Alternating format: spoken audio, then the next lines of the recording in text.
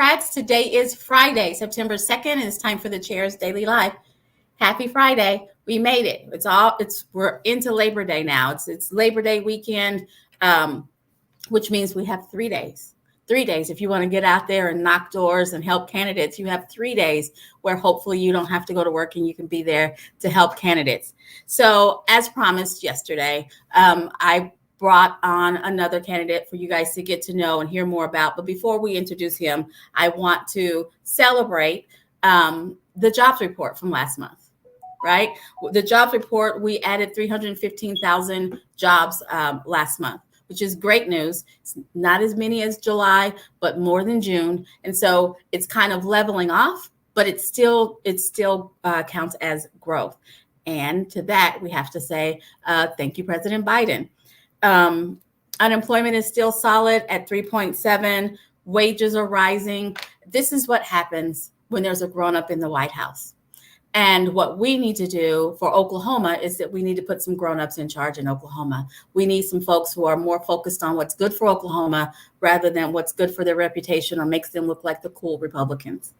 So I want to introduce you to someone else who is putting what's good for Oklahoma first and foremost. He is running for Labor Commissioner for the state of Oklahoma. Please welcome Jack Henderson. Hello. Hey, Jack. Great. How you doing? I'm good. Thank you for joining me. Thanks for joining me. So this is your first time on my live. I'm glad that you've decided to join. This is sort of like your debut to Oklahoma as our candidate, for people to get to know you, get to hear you, so that when I'm going around the state talking about you, they can say, yes, I remember Jack. Great. All righty. So you and I are both from Tulsa. So tell us a little bit about Jack. Tell us a little bit about you. Born and raised in Tulsa. I did 4 years in the Air Force and came back to Tulsa. I worked for Southwestern Bell AT&T for over 37 years, involved in the NAACP, former president for 7 years, co-founder of the 100 Black Men of Tulsa, very active in my church, First Baptist Church, North Tulsa, and been on the trustee board for over 40-something years, and I've served as the chairman of that all of those years.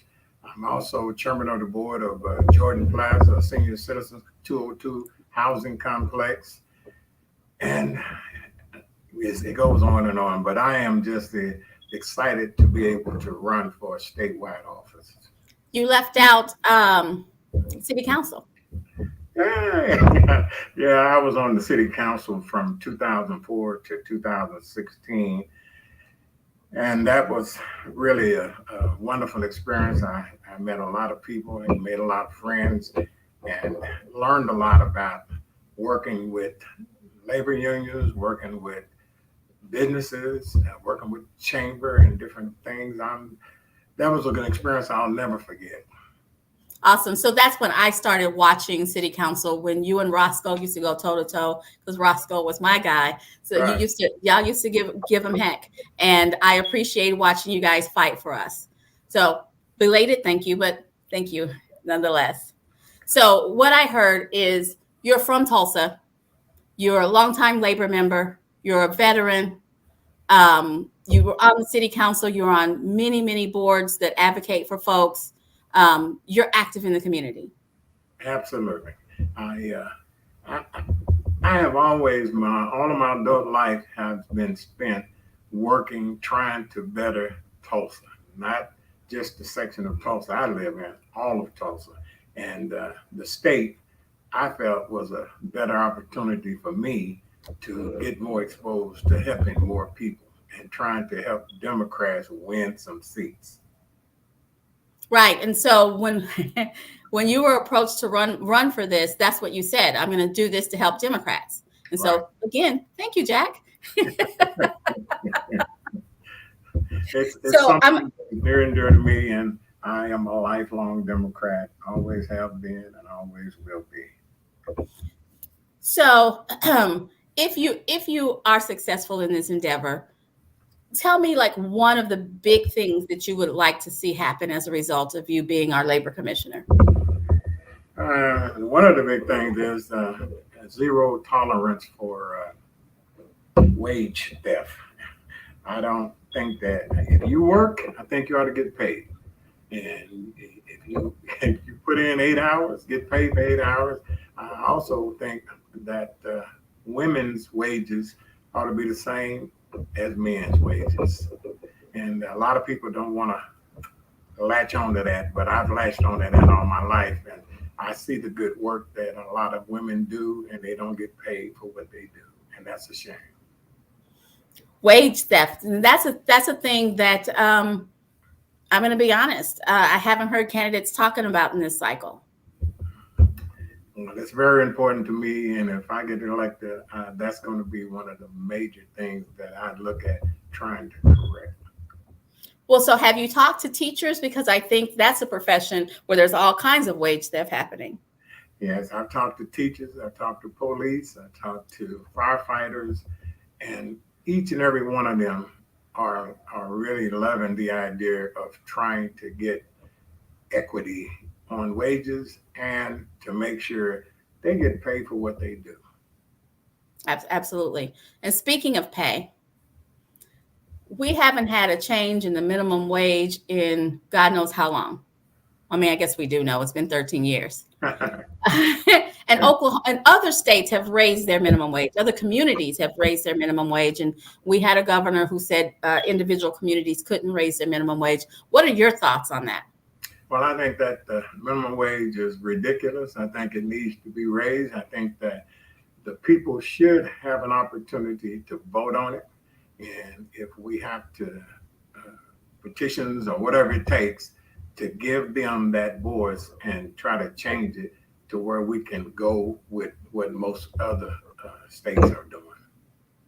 Absolutely. So are you thinking more of a minimum wage that's adjusted for Oklahoma, or are you thinking just across the board minimum wage? No, I would love to see across the board minimum wage, and because I just think that our minimum wage is ridiculous. And I see these other states and they're doing it. So why would we not want to embrace the same thing? There are some states that have a minimum wage of $17 an hour. And here we are, what is it, 725, 735? 17 is great. Okay, so we just came through a pandemic where a lot of people weren't working. And I think that, okay, so labor is not my thing. My daddy worked for the labor, but I don't know all of the stuff about the unemployment insurance, but I know I've been talking to people. I polled people and said, what do you want to hear him talk about? And unemployment insurance trust fund was one of the things that people wanted to hear about. Okay. So talk to me about that. All right. I would say that we need to maintain the status quo, but also make sure that nobody attacks it. You know, I would be for preserving it to where companies just could not find a way to try to destroy it. And that to me would be what I'm hearing people telling me that they want to see. They don't want anybody to be able to fix it where we would not have it available for us as union. I'm a union worker through and through. I worked for AT&T. I was a local steward. I was a chief steward. I was a steward at the state level and served on equity committees. And then even at the national level, I served on the National Equity Committee. So my background is union, and a lot of people don't understand why union workers haven't gotten more than what they have. And we know that back in the day when a certain president attacked the unions and hurt them dearly, we got to get that back. We got to make these unions strong again. We have to make sure that nobody can ever take that away from us. And when you talk about right to work, you're talking about going to fire somebody for any reason at all, to me, that's an insult. And those kind of things I would definitely try to address, because our voice need to be heard, and workers' voice really need to be heard. Young folks' voice that working on these jobs and being attacked and not paying them the right amount of money, those kind of things I haven't heard other labor commissioners talk about. So those are the things that I'm going to be stressing and working with unions. And I work with companies because I've learned to do that over the years as I've been serving in a lot of different capacities. But the bottom line is we have to come together to raise the level of expectations for the people in Oklahoma. So, so the current labor commissioner, and I'm not going to say names because Jack Henderson is the only name that we're going to be talking about today. So isn't out there talking about, working to contract and labor theft and making sure that there are jobs available for young folks. And so I just, I want people to hear, I back Jack. I want people to hear why we back Jack. How do we get more young folks working, and how do we get young folks working as President Biden says, in good union jobs? How do we promote I think that it's going to be a combination of the local unions uniting once again, coming together. We got to stop fighting each other. We got to stop. Democrats has got to stop fighting each other. And what I'm saying is, if we come together as a unit, one unit, all working together, because I work with Republicans in these different deals that I done held too. And we kind of like say, let's throw the politics out when we're in session, and let's deal with the issues that the people want to hear about and the right thing to do. When I was on the city councilman, that's what we did. And we did that for many years, and it worked great. And all of a sudden, we got a person that became our president, and crazy things start happening. So all I'm saying is that I will work with anybody, and I will help anybody get involved in the labor movement, and to make sure there's justice for everybody. And that's one of the things that I'm going to be talking about. Every time I get a chance to open my mouth, I'm going to be talking about helping citizens get what they deserve and get it now. So if you want to talk to Jack Henderson, let's talk about labor. Let's talk about wages. Let's talk about the right to work. I even hate to hear that said, but you have to put it out there to get people to understand right to work is not a good thing for Oklahoma. Absolutely. So I've been telling voters, I've been giving them homework. I've been telling voters that they need to get out there and meet the names that are going to be on their ballot. They shouldn't just be names. They should be actual people. Absolutely. And so, our candidates are crisscrossing the state. And I want tell people where you're going to be this Labor Day. This Labor Day, we got a parade that we're going to be at. And I'm looking forward to it because I have tried to adjust my schedule to be in many places, 77 counties. It's hard for a candidate to make all 77 counties.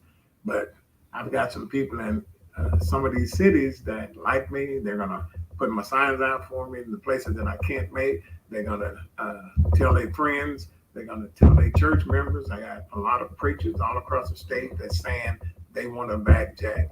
And to me, that's great. But I know that I'm the underdog.